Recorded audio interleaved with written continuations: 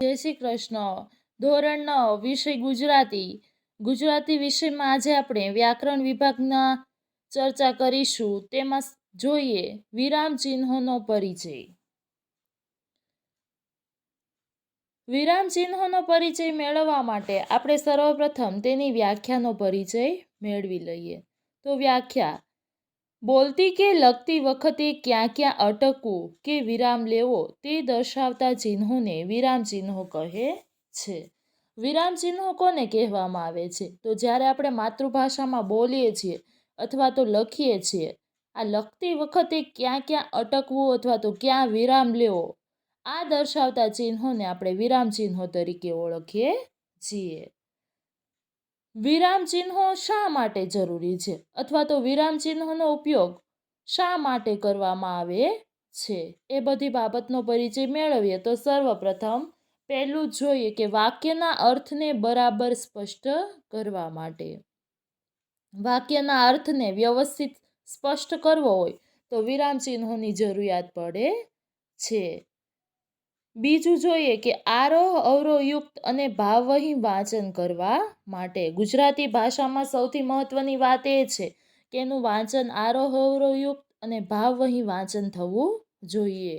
તો ભાવવહી વાંચન કરવા માટે અથવા તો આરોહ અવરોહયુક્ત વાંચન કરવા માટે વિરામ ચિહ્નોનો ઉપયોગ થાય છે.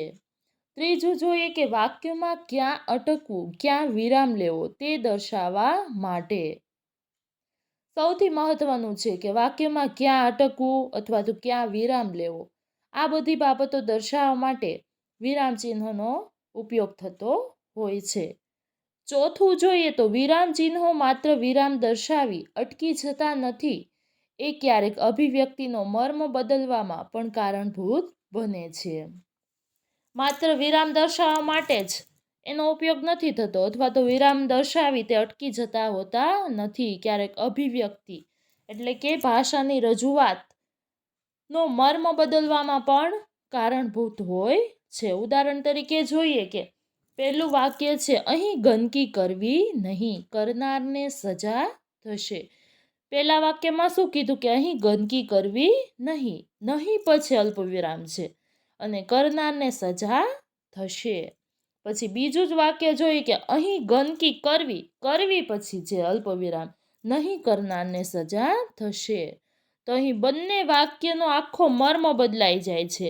પહેલા વાક્યમાં નહીં પછી હોવાના કારણે કે કરનારને સજા થશે અને બીજા વાક્યમાં નહીં કરનારને સજા થશે. આખો અર્થ છે, એનો મર્મ છે, સાવ બદલાઈ જાય છે.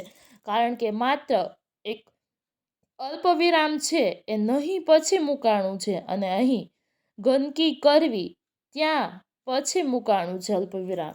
તો અલ્પવિરામની સ્થાન બદલવાના કારણે પણ વાક્યમાં કેટલો અર્થ બદલાઈ જાય છે એ આપણે સ્પષ્ટપણે જોઈ શકીએ છીએ. આગળ તો ગુજરાતી ભાષામાં 11 ચિહ્નો વપરાય છે, જે નીચે મુજબ છે. આપણી માતૃભાષામાં જોઈએ તો કુલ 11 ચિહ્નો વપરાય છે. એમાં પ્રથમ છે પૂર્ણ વિરામ. અહીં ઘણીવાર આપણને એવું થતું હોય કે આપણે ઘણા ચિહ્નોનો ઉપયોગ તો કરતા હોય પરંતુ આપણે ચિહ્નને ઓળખી શકતા નથી. તો અહીંયા ચિહ્ન દોરેલા છે અને ચિહ્નની સામે ચિહ્ન દર્શાવેલું પણ છે. આપણે જોઈએ કે પૂર્ણ વિરામ, પછી બીજું છે અલ્પવિરામ, ત્રીજું છે પ્રશ્ન ચિહ્ન, આ બધા સામાન્ય આપણે એને ઓળખી શકીએ છીએ. ઉદ્ગાર ચિહ્ન, પાંચમું છે અર્ધવિરામ, છઠ્ઠું જોઈએ ગુરુ વિરામ કે મહાવિરામ છે, સાતમું છે વિગ્રહ રેખા, છઠ્ઠું છે ગુરુ રેખા કે મહારેખા, સાતમું છે અવતરણ ચિહ્ન. કોઈ પણ વાક્ય છે એ ઘણીવાર કોઈએ કહેલું વાક્ય છે અવતરણ ચિહ્નમાં દર્શાવવામાં આવતું હોય. પછી જોઈએ કે કૌંસ, 3 પ્રકારના કૌંસ આવે છે, ત્રણેય પ્રકારના કૌંસ અહીં આપેલા છે. પછી છે લોપક ચિહ્ન, ક્યારેક કોઈ વાત છે એની લોપ થયેલો હોય તો લોપને દર્શાવવા માટે લોપક ચિહ્નનો ઉપયોગ થતો હોય છે. કકપાક ચિહ્ન છે એનું આપણે ચિહ્ન જોઈ શકીએ છીએ. ઘણીવાર કોઈ શબ્દ છપાયેલો ન હોય, કોઈ શબ્દ છે છપાણો ન હોય તો ત્યારે અથવા તો કોઈ શબ્દ છે નથી, અધૂરો છે, તો ત્યારે કકપાત ચિહ્ન વપરાતું હોય છે. તો આજે આપણે જે અભ્યાસક્રમમાં આપેલા છે ચિહ્નોનો પરિચય મેળવવાનો છે. તો જોઈએ સર્વપ્રથમ પહેલું છે પૂર્ણ વિરામ. પૂર્ણ વિરામને આપણે સૌ કોઈ ઓળખીએ છીએ અથવા તો એનો પરિચય છે, પરંતુ એનો ઉપયોગ ક્યાં કરવો એ જોઈએ. તો પહેલું છે એક વિચાર કે હકીકતનું નિવેદન પૂર્ણ થતું હોય તેવા સાદા વાક્યના અંતે પૂર્ણ વિરામ મૂકવામાં આવે છે. જ્યારે કોઈ વાતમાં એક વિચાર અથવા તો પૂરી હકીકતનું નિવેદન પૂર્ણ થતું હોય ત્યારે સાદું વાક્ય છે વાક્યના અંતે પૂર્ણ વિરામ મૂકવામાં આવતું હોય છે. જ્યારે તે વાત પૂર્ણ થઈ જાય છે અથવા તો કોઈ હકીકતનું નિવેદન પૂર્ણ થતું હોય ત્યારે વાક્યના અંતે પૂર્ણ વિરામ મૂકવામાં આવતું હોય. ઉદાહરણ તરીકે આપણે જોઈએ તો પહેલું છે અકબર મહાન રાજા હતો. તો અહીં વાત છે નિવેદન હકીકતનું શું કર્યું, હકીકત છે છેલ્લે પૂર્ણ થઈ ગઈ. અકબર મહાન રાજા હતો, વાતની પૂર્તિ થાય છે, વિચારની પૂર્તિ થાય છે. તો સાદા વાક્યના અંતે શું આવ્યું, પૂર્ણ વિરામ આવ્યું. પરીક્ષામાં આપણને જ્યારે પૂછાય કે આપેલ વાક્યમાં યોગ્ય ચિહ્નનો ઉપયોગ કરો, તો આપણને ખ્યાલ હોય કે આ સાદું વાક્ય છે, અહીંયા હકીકત અથવા તો નિવેદન પૂર્ણ થાય છે, તો અંતે આપણે પૂર્ણ વિરામ મૂકી શકીએ. બીજું જોઈએ કે બે કે તેથી વધુ વાક્યો સંયુક્ત કે સંકુલ વાક્ય તરીકે જોડાતા હોય ત્યારે છેલ્લા વાક્યના અંતે પૂર્ણ વિરામ મૂકવામાં આવે છે. બે કે વધુ વાક્યો સંયુક્ત એટલે કે એક સાથે જોડાયેલા બે વાક્ય, મુખ્ય વાક્યની સાથે ગૌણ વાક્ય પણ જોડાયેલું હોય. સંકુલ વાક્ય એટલે કે બંને વાક્યો જોડાયેલા એક સાથે, સંકુલ એટલે કે મિશ્ર વાક્ય, એકબીજા પર આધાર રાખતા વાક્યો. આવા વાક્યના અંતે છેલ્લે પૂર્ણ વિરામ મૂકવામાં આવતું હોય.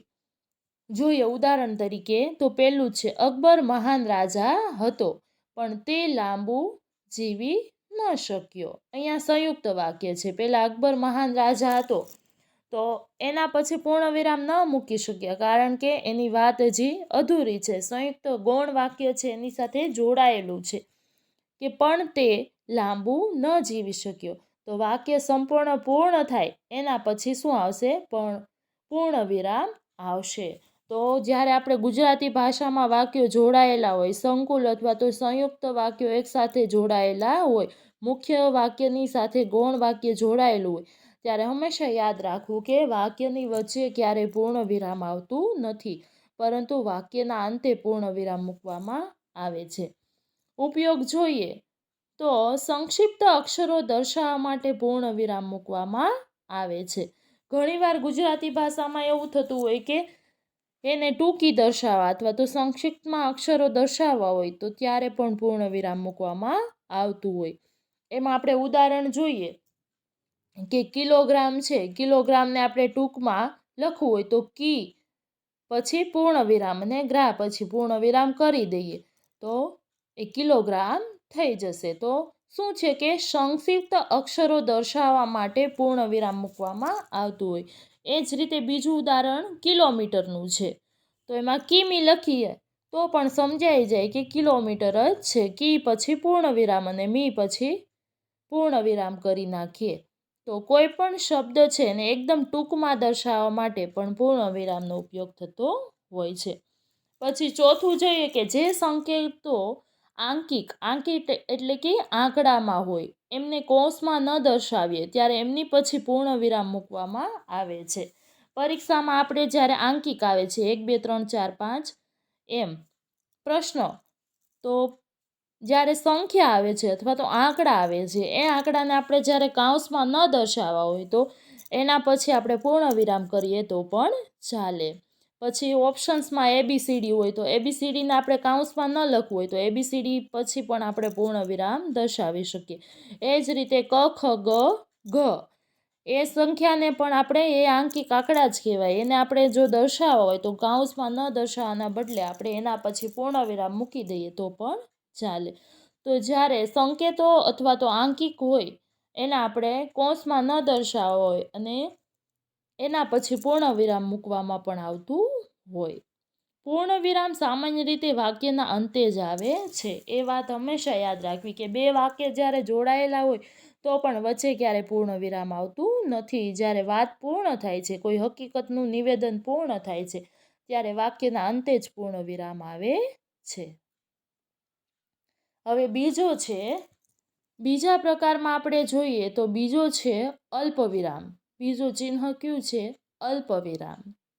આનો આપણે ઘણીવાર ઉપયોગ કરતા હોઈએ છીએ. નિબંધ લખીએ છીએ ત્યારે, વિચાર વિસ્તાર લખીએ છીએ ત્યારે.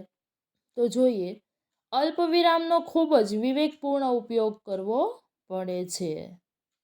એનો ઉપયોગ કરવા માટે ખૂબ જ ધ્યાન રાખવું પડે છે. એનો ખૂબ જ વિવેકપૂર્ણ ઉપયોગ થાય છે. આ વિરામ ચિહ્ન ક્યારેય વાક્યના અંતે આવતું નથી, કારણ કે અલ્પવિરામ પછી કોઈ વાત છે એની સાથે જોડવા માટે, બે વાતને એક સાથે જોડવા માટે જ વચ્ચે અલ્પવિરામનો ઉપયોગ થતો હોય, એટલે વાક્યના અંતે ક્યારેય વિરામ ચિહ્ન આવતું નથી.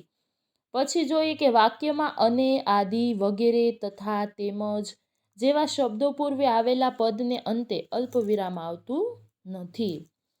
જ્યારે અને અથવા તો આદિ અથવા તો વગેરે, તથા, તેમજ એવા શબ્દો આવે તો એની પહેલાં આવેલા પદને અંતે અલ્પવિરામ મૂકવામાં આવતું નથી.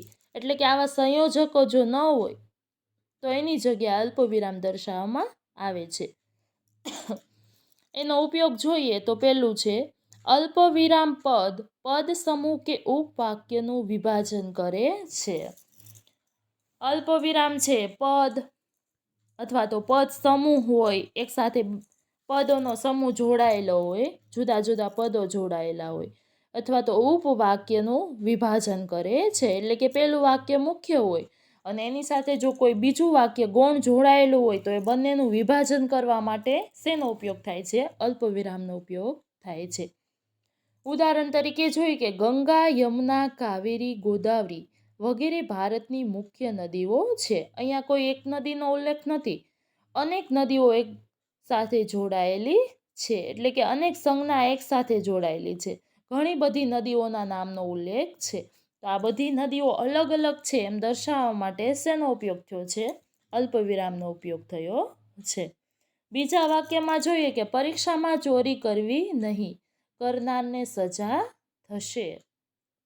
જો બીજા વાક્યમાં એમ લખવામાં આવે કે ચોરી કરનારને સજા થશે એમ લખવું પડે, પણ એની જગ્યાએ પરીક્ષામાં ચોરી કરવી નહીં એના પછી અલ્પવિરામ દર્શાવી દીધું છે. એના કારણે ચોરી શબ્દ ફરીવાર લેવો પડતો નથી. કરનારને સજા થશે એમ કહી દીધું તો પણ ચાલે. ત્રીજું વાક્ય છે, શૈક્ષણિક દ્રષ્ટિએ, સાંસ્કૃતિક દ્રષ્ટિએ, રાજકીય દ્રષ્ટિએ કે સામાજિક દ્રષ્ટિએ આજનું વાતાવરણ ખૂબ જ ક્ષુબ્ધ છે. જોઈએ તો શૈક્ષણિક, સાંસ્કૃતિક, રાજકીય અને સામાજિક આ બધી ચારે ચાર બાબતો અલગ છે. તો આ બધી બાબતોનું વિભાજન કરવા માટે વચ્ચે શું મૂકવામાં આવ્યું છે? અલ્પવિરામ મૂકવામાં આવ્યું છે. એટલે કે ઉપવાક્યનું વિભાજન કરવા માટે આ બધી બાબતો જુદી જુદી છે એમ દર્શાવવા માટે વચ્ચે અલ્પવિરામનો ઉપયોગ થયો છે. હવે બીજા ઉદાહરણો જોવા જઈએ કે ક્યારેક આપણે કોઈને હોંકારો અથવા તો પ્રત્યુત્તર આપતા હોય ત્યારે પણ અલ્પવિરામ છે એનો ઉપયોગ થતો હોય. એના પછી આપણું કીધેલું વાક્ય આવતું હોય તો કે હા હું જરૂર આવીશ. હા એ પ્રત્યુત્તરના, તો હા પછી અટકવું જરૂરી છે, કારણ કે તો જ વાક્યનો હાવભાવ અથવા તો એનો આરોહ અવરોહ વ્યવસ્થિત રીતે રજૂ થાય છે. બીજું વાક્ય જોઈએ, કેમ આવતીકાલે આવું તો ન ચાલે. વાક્ય પ્રશ્નાર્થ ચિહ્ન દ્વારા રજૂ થયું છે, પ્રશ્નનો ભાવ છે. પણ કેમ પછી અટકવું ખૂબ જ જરૂરી છે. કેમ પછી અટકવા માટે શેનો ઉપયોગ થયો છે? અલ્પવિરામનો ઉપયોગ થયો છે. તો આપણે કીધું કે અલ્પવિરામનો શા માટે ઉપયોગ થાય છે? ક્યાં અટકવું અને ક્યાં ન અટકવું, અથવા તો વ્યવસ્થિત આરોહ અવરોહ રજૂ કરવા માટે પણ આપણે અલ્પવિરામનો ઉપયોગ કરીએ છીએ. ત્રીજું જોઈએ તો સંબોધન વાક્ય શબ્દો પછી અલ્પવિરામ મૂકવામાં આવે છે. સંબોધન વાચક શબ્દો હોય, આપણે પત્ર લખતા હોય ત્યારે જોઈએ તો માનનીય આચાર્ય શ્રી એવું લખીએ, આપણે એવું સંબોધન કરીએ તો સંબોધન પછી આપણે અલ્પવિરામ કરવું પડે છે. તો સંબોધન વાચક શબ્દો પછી પણ અલ્પવિરામ મૂકવામાં આવતું હોય. ક્યારેક કોઈની સાથે વાતચીત થતી હોય, આપણે આપણા ભાઈ સાથે, આપણા પિતા સાથે, પુત્ર સાથે વાત થતી હોય, તો એને સંબોધીને જ્યારે વાત કરીએ છીએ તો એના નામ પછી, એના સંબોધન પછી પણ શું મૂકવામાં આવે છે? તો કે અલ્પવિરામ મૂકવામાં આવે છે. ઉદાહરણ તરીકે જોઈએ કે ભાઈ સાચવીને જજે, એમ સાચવીને જજે એવું ભાઈને સંબોધન કરીને કહેવામાં આવ્યું છે. તો ભાઈ પછી શેની જરૂરિયાત પડશે? અલ્પવિરામની જરૂરિયાત પડશે. બીજું વાક્ય જોઈએ, બેટા એક ગ્લાસ પાણી આપને. તો એક ગ્લાસ પાણી કોની આગળ માંગ્યું છે? બેટા પોતાના પુત્ર આગળ. તો અહીંયા શું છે? અલ્પવિરામ દર્શાવવામાં આવ્યું છે સંબોધન પછી. ચોથું જોઈએ કે અવતરણ પૂર્વેની ઉક્તિ પછી અલ્પવિરામ મૂકવામાં આવે છે. અવતરણ પૂર્વે અલ્પવિરામ મૂકવામાં આવે છે. કોઈ વાક્ય છે એ અવતરણ ચિહ્નોમાં દર્શાવેલું છે, તો અવતરણ ચિહ્નોમાં જ્યારે દર્શાવેલું વાક્ય આવે છે તો એની પૂર્વે એટલે કે એની પહેલાં જે કંઈ વાત કહેવામાં આવી છે ત્યાં વચ્ચે શું આવશે? અલ્પવિરામ મૂકવામાં આવશે. ઉદાહરણ તરીકે જોઈએ કે કહેવાય છે સંપ ત્યાં જમ. તો સંપ ત્યાં જમ એ વાક્ય છે, એ વાક્ય કોઈ કીધેલું વાક્ય છે, તો એ અવતરણ ચિહ્નમાં દર્શાવેલું છે. તો અવતરણ ચિહ્નમાં દર્શાવેલું વાક્ય છે તો એની પૂર્વે શું દર્શાવવું પડશે? અલ્પવિરામ દર્શાવવું પડશે. હવે આવે છે ત્રીજું ચિહ્ન. ત્રીજું ચિહ્ન છે પ્રશ્નાચિહ્ન. પ્રશ્નાચિહ્નનો ઉપયોગ શા માટે થાય છે, અથવા તો પ્રશ્નાચિહ્ન છે એનો ઉપયોગ આપણે ક્યારે કરીએ છીએ? તો જોઈએ કે જો વાક્યમાં પ્રશ્નનો કે પ્રશ્ન પૂછવાનો ભાવ હોય ત્યારે તેવા વાક્યને અંતે પ્રશ્નાચિહ્ન આવે છે. એટલે કે જ્યારે પણ વાક્યમાં પ્રશ્ન પૂછવાનો ભાવ રજૂ થતો હોય ત્યારે વાક્યના અંતે છે પ્રશ્નાચિહ્ન આવે છે. ઉદાહરણ તરીકે જોઈએ કે તમે મુંબઈ શા માટે જવાના છો? તો અહીંયા આપણે સ્પષ્ટપણે જોઈ શકીએ છીએ કે પ્રશ્ન પૂછવાનો ભાવ છે. કોઈને પૂછવામાં આવ્યું કે તમે મુંબઈ શા માટે જવાના છો? તો વાક્યના અંતે શું આવશે? પ્રશ્નાચિહ્ન. પછીનું બીજું વાક્ય જોઈએ કે અસ્પષ્ટ જણાતા કે ખોટા લાગતા શબ્દની બાજુમાં કૌંસમાં પ્રશ્નાચિહ્ન મૂકવામાં આવે છે. ઘણીવાર એવું થતું હોય કે કોઈ વાક્ય છે અસ્પષ્ટ લાગતું હોય અથવા તો ખોટું લાગતું હોય તો એની બાજુમાં કૌંસમાં છે પ્રશ્નાચિહ્ન મૂકવામાં આવે છે, કારણ કે એ વાક્ય કેવું છે? અસ્પષ્ટ છે અથવા તો ખોટું હોય એવો સંકેત થાય છે. તો આ સંકેત દર્શાવવા માટે પણ શું મૂકવામાં આવે છે? પ્રશ્નાચિહ્ન મૂકવામાં આવે છે. ઉદાહરણ તરીકે આપણે જોઈએ કે ધોરણ 11 બના વિદ્યાર્થીઓ ખૂબ જ ડાયા છે. તો આ વાક્યમાં આપણે સ્પષ્ટ જોઈ શકીએ છીએ કે આ વાક્ય છે કંઈ અસ્પષ્ટ લાગે છે અથવા તો કંઈ ખોટું હોય એવું લાગે છે. તો અસ્પષ્ટ હોવાના કારણે ડાયા પછી શું આવશે? પ્રશ્નાચિહ્ન આવશે. ત્રીજું જોઈએ કે ઉપવાક્ય રૂપે આવતા પ્રશ્નાર્થ વાક્યને અંતે પ્રશ્નાચિહ્ન આવતું નથી. મુખ્ય વાક્યમાં પ્રશ્ન હોય તો છેક અંતે પ્રશ્નાચિહ્ન આવે છે. ઉપવાક્ય ને રૂપે આવતા પ્રશ્નાર્થ વાક્યને અંતે પ્રશ્નાચિહ્ન આવતું નથી. એટલે કે એક વાક્ય સાથે બીજું વાક્ય જ્યારે જોડાયેલું હોય તો વચ્ચે પ્રશ્નાચિહ્ન નથી આવતું, પરંતુ ક્યારે આવશે પ્રશ્નાચિહ્ન? અંતે પ્રશ્નાચિહ્ન આવશે. ભલે ઉપવાક્ય એટલે કે મુખ્ય વાક્યમાં પ્રશ્ન પૂછવામાં આવ્યો છે પણ એની સાથે સંયોજક દ્વારા બીજું વાક્ય જો જોડેલું છે તો હંમેશા બીજા વાક્યના અંતે જ પ્રશ્નાચિહ્ન આવશે. ખાસ યાદ રાખવું. પરીક્ષામાં જ્યારે પૂછાય ત્યારે ખાસ ધ્યાન દોરવું કે જ્યારે બે વાક્યો એકસાથે જોડાયેલા છે એટલે કે સંયુક્ત વાક્યો છે, ઉપવાક્યમાં પણ પ્રશ્ન પૂછવામાં આવ્યો છે અને ગૌણ વાક્યમાં પણ પ્રશ્નનો ભાવ રજૂ થાય છે, તો બીજા વાક્યના અંતે જ પ્રશ્નાચિહ્ન આવશે, વચ્ચે પ્રશ્નાચિહ્ન આવશે નહીં. ઉદાહરણ તરીકે જોઈએ કે તે ક્યારે આવશે તે હું જાણતો નથી.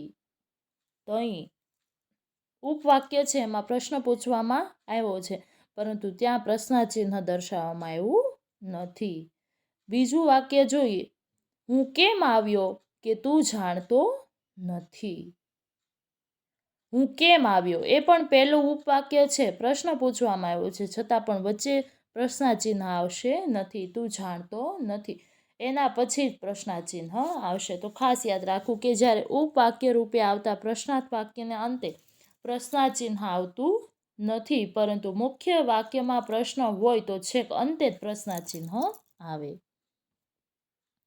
હવે ચોથું ચિહ્ન જોઈએ, વિરામ ચિહ્ન, તો એમાં આવે છે ઉદ્ગાર ચિહ્ન. તો જોઈએ ઉદ્ગાર ચિહ્નનો ઉપયોગ શા માટે થાય છે?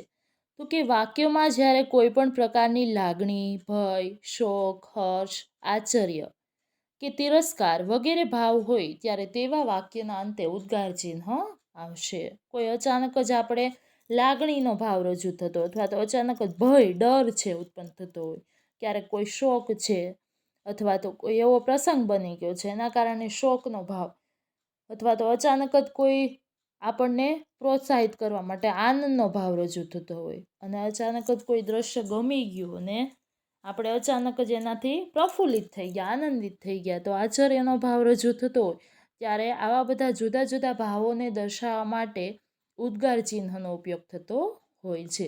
ઉદાહરણ તરીકે જોઈએ તો પેલું જ વાક્ય છે, ધન્ય છે તારી બહાદુરીને. તો અહીંયા કોઈ બહાદુરીના કારણે કોઈ પ્રસન્ન થયેલું છે, એના કારણે એને પ્રોત્સાહિત કરવા માટે આનંદનો ભાવ વ્યક્ત થયો છે કે ધન્ય છે તારી બહાદુરીને, હર્ષનો ભાવ છે, એટલે ઉદ્ગાર ચિહ્ન આવશે. બીજું વાક્ય જોઈએ, વાહ કેટલું સુંદર દ્રશ્ય. અચાનક જ કોઈ આપણે દ્રશ્ય જોયું ને આપણા મનને મોહી લીધું અથવા તો ગમી ગયું, તો વાહ એવું આપણાથી બોલાઈ ગયું, તો વાહ એ ઉદ્ગારવાચક શબ્દ છે, તો એના પછી ઉદ્ગાર ચિહ્ન આવે છે. બંને વાર ઉદ્ગાર ચિહ્ન આવશે. પછી જોઈએ કેટલીક વાર ઉદ્ગારવાચકો જ વાક્ય તરીકે આવતા હોય છે ત્યારે તેને અંતે પણ ઉદ્ગાર ચિહ્ન મૂકવામાં આવે છે. ઘણીવાર એવું થતું હોય ઉદ્ગારવાચકો એટલે કે ઉદ્ગારવાચક જે શબ્દ છે એ આખા વાક્ય સ્વરૂપે આવી જતા હોય, તો એના અંતે પણ ઉદ્ગાર ચિહ્ન છે મૂકવામાં આવે છે. ઉદાહરણ તરીકે જોઈએ કે શાબાશ, આપણે કોઈને પ્રોત્સાહિત કરવા માટે કહીએ છીએ કે શાબાશ, તો શાબાશ પછી પણ શું આવશે? ઉદ્ગાર ચિહ્ન આવશે, કારણ કે ઉદ્ગાર વાચકો વાક્ય તરીકે વપરાણું છે. પછી બીજું છે વાહ. વાહ છે એ પણ ઉદ્ગારવાચક છે, તો ઉદ્ગારવાચક વાક્ય તરીકે જ્યારે આવે છે ત્યારે એના પછી શું આવશે? ઉદ્ગાર ચિહ્ન આવશે. પછી જોઈએ ઉદ્ગારવાચકો પછી કોઈ વાક્ય હોય તો તે વાક્યના અંતે પણ ઉદ્ગાર ચિહ્ન આવે છે. ઉદ્ગારવાચકો પછી કોઈ વાક્ય આવતું હોય તો તે વાક્યના અંતે પણ ઉદ્ગાર ચિહ્ન આવે. આપણે પહેલા જોયું કે વાહ કેટલું સુંદર દ્રશ્ય, તેવું વાહ એ ઉદ્ગારવાચક છે અને પછી એનું વાક્ય છે કેટલું સુંદર દ્રશ્ય, તો બંને વાર ઉદ્ગાર ચિહ્ન આવ્યું. પછી બીજા ઉદાહરણ પણ આવેલા છે, હાશ હવે નિરાત થઈ. પછી ઉત્પ્રેક્ષાનો અર્થ વ્યક્ત થતો હોય ત્યારે પણ તે વાક્યના અંતે ઉદ્ગાર ચિહ્ન આવે છે. ઉત્પ્રેક્ષા અલંકાર આપણે ભણી ગયા છે. ઉત્પ્રેક્ષાનો અર્થ જ્યારે વ્યક્ત થતો હોય ત્યારે વાક્યના અંતે ઉદ્ગાર ચિહ્ન આવે છે. અહીંયા ઉદાહરણો બંને છે એ ઉત્પ્રેક્ષા અલંકારના આપેલા છે. હૈયું જાણે હિમાલય, જાણે ઉત્પ્રેક્ષાવાચક શબ્દ છે, તો હૈયું જાણે હિમાલય. ઉત્પ્રેક્ષા એટલે કે શક્યતા અથવા તો હિમાલય જેવી સંભાવના વ્યક્ત થઈ છે, તો સંભાવનાનો ભાવ દર્શાવવા માટે જાણે શબ્દ અને ઉત્પ્રેક્ષાનો અર્થ હોવાથી ત્યાં છેલ્લે શું આવશે? તો કે ઉદ્ગાર વાક્ય આવશે, ઉદ્ગાર ચિહ્ન. બીજું જાણે સામે સ્વયં કાળ ઊભો ન હોય, જાણે સામે સ્વયં કાળ ઊભો ન હોય, તો જાણે એ ઉત્પ્રેક્ષાવાચક શબ્દ છે અને એવી સંભાવના કે સામે કાળ ન ઊભો હોય એવી સંભાવના વ્યક્ત થઈ છે. ઉત્પ્રેક્ષાનો અર્થ વ્યક્ત થતો હોય ત્યારે પણ તે વાક્યના અંતે ઉદ્ગાર ચિહ્ન આવશે, એ ખાસ યાદ રાખવાનું રહેશે. હવે છેલ્લું અને અંતિમ જોઈ લઈએ અર્ધવિરામ. અર્ધવિરામનો ઉપયોગ આપણે ક્યારે કરીએ છીએ અથવા તો અર્ધવિરામનો ઉપયોગ શા માટે કરવામાં આવે છે? તો જોઈએ જ્યારે એક પરિસ્થિતિનું વર્ણન કરતાં ઘણા બધા વાક્ય જોડાયેલા હોય ત્યારે તેમનું વિભાજન કરવા માટે અર્ધવિરામનો ઉપયોગ કરવામાં આવે છે. કોઈ એક પરિસ્થિતિનું વર્ણન કરતા હોય અને એ વર્ણન પૂર્ણ કરવા માટે આપણને ઘણા બધા વાક્યોની આવશ્યકતા હોય, જુદા જુદા વાક્ય. તો જુદા જુદા ગૌણ વાક્યો જ્યારે એની સાથે જોડાયેલા હોય અને એનું વિભાજન કરવા માટે આપણે અર્ધવિરામનો ઉપયોગ કરતા હોઈએ છીએ. તો ત્યાં આપણે સંયોજકનો ઉપયોગ ન કરીએ અને અર્ધવિરામનો ઉપયોગ કરીએ તો પણ ચાલે. પછી બીજું જોઈએ કે વાક્યમાં સંયોજકનો ઉપયોગ કર્યા વગર ઘણા વાક્યો જોડાયા હોય ત્યારે તેનું વિભાજન કરવા અર્ધવિરામનો ઉપયોગ થાય છે. ઘણીવાર વાક્યમાં સંયોજકનો ઉપયોગ કર્યા વગર ઘણા વાક્યો જોડાયેલા હોય ત્યારે તેનું વિભાજન કરવા માટે પણ અર્ધવિરામનો ઉપયોગ થાય છે. એટલે કે આપણે સંયોજકનો ઉપયોગ ન કરીએ. સંયોજકો ક્યાં કયા છે કે, અને, જો, તો આ બધા જુદા જુદા સંયોજકો છે જે બંને વાક્યોને જોડતા હોય, પરંતુ આપણે એને ઉપયોગ ન કરીએ અને એની જગ્યાએ અર્ધવિરામનો ઉપયોગ કરીએ તો પણ ચાલે. ઉદાહરણ તરીકે જોઈએ કે પ્રશ્નપત્ર જોઈ વિદ્યાર્થીઓ મૂંઝાયા, એમને કંઈ સમજણ પડી નહીં, ઉત્તર વહી મૂકી ચાલતા થયા. તો અહીંયા સંયોજકોનો ઉપયોગ થયો નથી. પ્રશ્નપત્ર જોઈ વિદ્યાર્થીઓ મૂંઝાયા અને એમને કંઈ સમજ પડી નહીં. અને શબ્દની જગ્યાએ શું મૂક્યું છે? અર્ધવિરામ મૂક્યું છે. સમજણ પડી નહીં અને ઉત્તર વહી મૂકી ચાલતા થયા. તો અહીંયા સંયોજક વપરાવવું જોઈએ, એની જગ્યાએ અર્ધવિરામનો ઉપયોગ થયો છે. બીજું જોઈએ, ટ્રેન આવી, માણસો દોડાદોડ કરતા હતા, સામાન અહીં તહીં મૂકતા હતા, છોકરા રડતા હતા અને કેટલાક માણસો અંદરો અંદર લડતા હતા. ટ્રેન આવી, તો તમે જુઓ આખી પરિસ્થિતિનું નિર્માણ કરવા માટે, એ પરિસ્થિતિનું વર્ણન કરવા માટે જુદા જુદા વાક્યો એની સાથે જોડાયેલા છે. તો આ વાક્યોને જોડવા માટે વચ્ચે શું મૂકવામાં આવ્યું છે? અર્ધવિરામ મૂકવામાં આવેલું છે. તો જ્યારે પણ કોઈ પરિસ્થિતિનું આખું વર્ણન કરવું હોય અને એની સાથે એને લગતા, એને સંબંધિત જુદા જુદા વાક્યો જોડાયેલા હોય તો એ વાક્યોને જોડવા માટે અર્ધવિરામનો ઉપયોગ થતો હોય. તો આજે આપણે જુદા જુદા વિરામચિહ્નોનો પરિચય મેળવો. હું ઈચ્છા રાખું કે તમે આ વિરામચિહ્નોનો વિડીયો દ્વારા સંપૂર્ણ તેને જોવાનો તથા સમજવાનો પ્રયાસ કરો. હરિઓમ, જય શ્રી કૃષ્ણ.